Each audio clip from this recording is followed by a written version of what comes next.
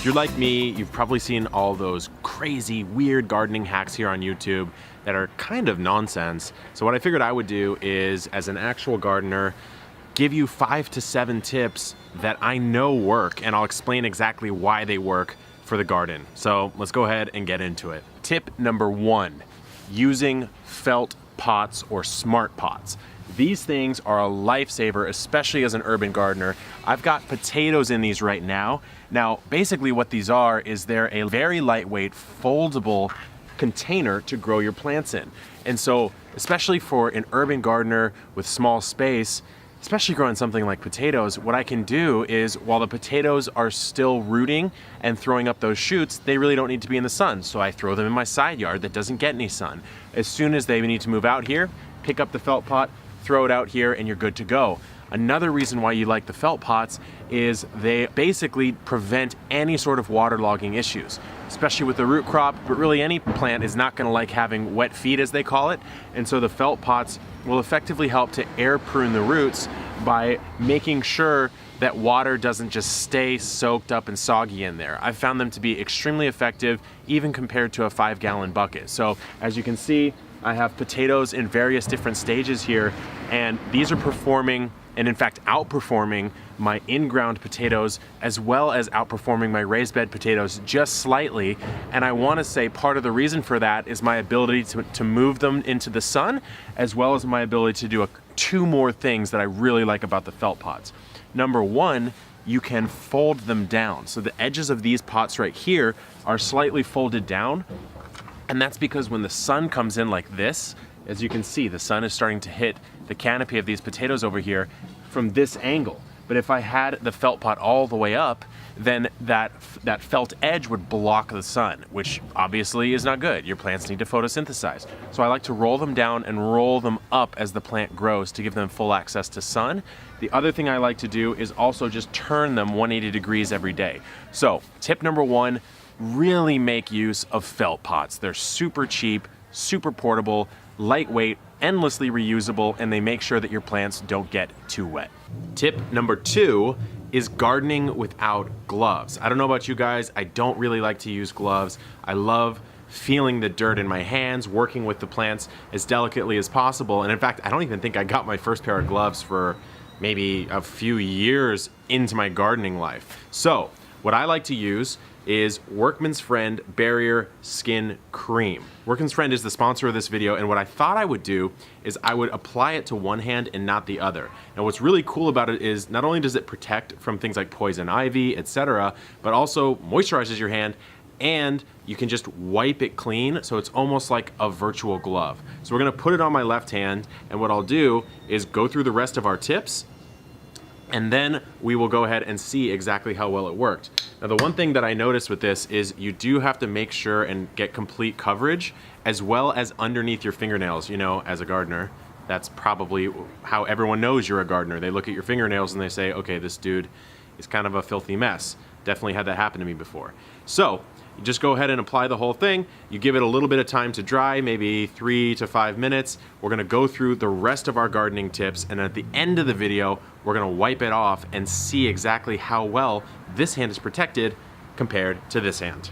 Tip number 3, instead of putting gravel at the bottom of your container pots, which is a really common recommendation, try putting a cut up old sponge.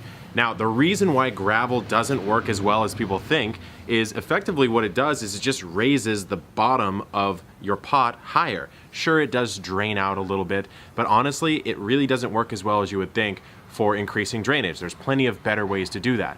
Now, a sponge, on the other hand, does help you quite a bit because it's going to soak up water, and then it will release it via capillary action when the soil dries out enough to need that water. So effectively what you're doing is you're turning a normal container into a self-watering container, obviously up to a certain point. So let's cut this sponge up, we'll put it in the bottom here, and then we'll repot this beautiful neon pothos plant, which I just picked up to round out my pothos collection.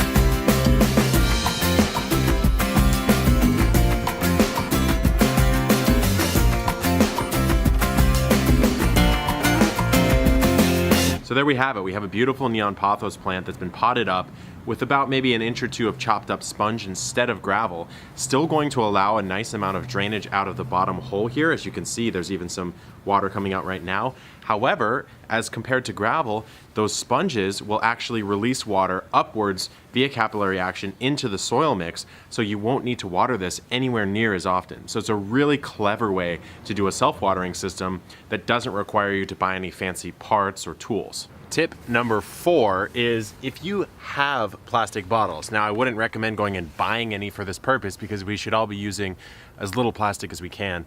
But if you do have some, or maybe you can pick some up from a neighbor that they're otherwise going to get thrown into the trash, then you can use them as a miniature greenhouse to protect little seedlings, or as sort of a garden cloche to either speed up the growth of a plant if it needs a little bit warmer soil or temperatures, or just to protect from like birds, squirrels, etc. So what I like to do is you can actually use this bottle twice. So I come in down here and cut off this section. The top is really nice for young seedlings that are pretty small because the top basically comes in with built-in ventilation. So you don't want to overheat them, right? So you can put the top on a small little seedling like this. You can see it right there. This one here, you can cut a couple ventilation holes into the bottom of it like this, because you don't want to cook your seedlings. And for a taller plant that might be somewhat susceptible to pest pressure, then you can go ahead and place it on top of one like that. And so one bottle, 2 uses as a garden cloche or a DIY mini greenhouse. Tip number 5, it's another container gardening tip. We talked about the sponges, but coffee filters can also be a pretty good way to prevent crazy amounts of drainage out of the drainage hole while still actually allowing drainage in the first place.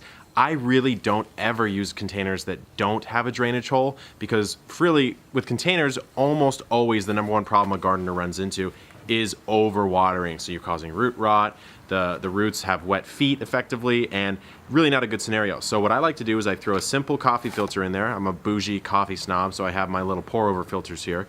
But you can just pop that in there, shove it down a little bit, pot it up with soil, and then what happens is this little piece of coffee filter right here will block most of the massive amounts of runoff, especially because you're gonna run that dirt off into either your saucer, or if you're doing this without a saucer, which I don't recommend, you will have all sorts of dirt just like running out of your drainage hole. So this prevents the dirt from coming out, still allows the water to come out. So to prove it, let's go ahead and sprinkle some seed starting mix in here. Then we'll take our hose and we will dump some water in. And you can see only the water is coming out, which is, that's exactly what we want. So boom, coffee filter. Filters out your soil too. We might start calling them a soil filter over here at Epic Gardening. Coffee filter, really good idea. Don't think I forgot about these hands, guys. This one has Workman's Friend Barrier Skin Cream on it. This one has nothing on it, just bare bones, my normal hand. But I really didn't get them as dirty as I would have wanted while doing these tips, so I figured I would plunge them in for a while, just really grind them up and pretend like I'm really working the soil, and then we'll do the wipe off test and see exactly how well my gardening without gloves tip actually works. So let's go ahead and get dirty. Just grinding it up. Okay, I'm gonna try to get it under my fingernails, rub it on my hands. Let's see. So I actually was on a podcast with my friend Dr. Mark Merriweather-Vorderbruggen, who is a formulation chemist and actually developed the Barrier Skin Cream, which is really cool. But he's also an epic forager. And what he said is it's really effective to use if you're out there foraging, because especially for me as a beginner forager, sometimes I don't know my poisonous plants or my ivies or my poison oaks from one another. I haven't really done that so much yet. And so to risk getting that versus just applying something like this and making my life a whole lot easier seems like the obvious choice, especially when they're pretty darn cheap. Okay, so I think we have efficiently dirtied up our hands. Let's go ahead and see. Those are some dirty hands, guys. Alrighty, Barrier Skin Cream hand, the normal hand. Actually, this one even looks like it has a little more dirt on it. So let's go ahead, give these a rinse, and see what the results are.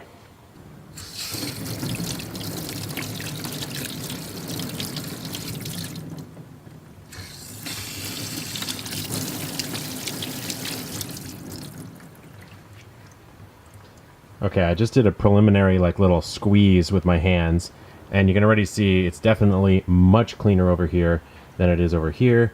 Let's give it a quick little wash.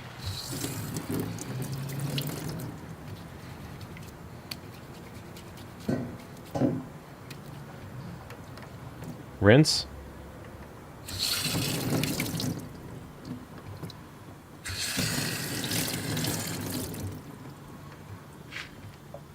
Pretty even there. Pretty even.